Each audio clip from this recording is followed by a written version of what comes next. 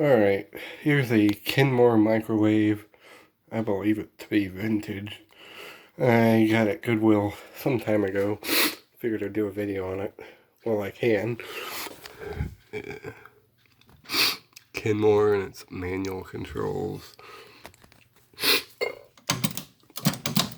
Does this really have to be two-handed operation?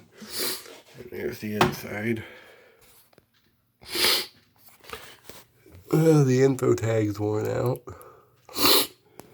But, yeah. So what we're gonna do, same as the last one, put some coffee in there. Focus, you turd. Shut that. And wait. I really don't want it in there for 2 minutes,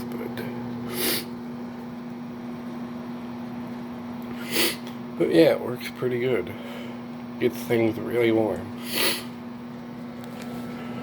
Sorry if I sound bad, I have the sniffles at the moment. Freaking weather changing isn't fun. And there ain't much to it. Let's see. It shouldn't be any more than a minute. I'll shut it off. But yeah. Now the door works. And the coffee is warm. But yeah, there's the Kennmore microwave. I got it at Goodwill for $10. Yeah, it was a pretty good deal, really.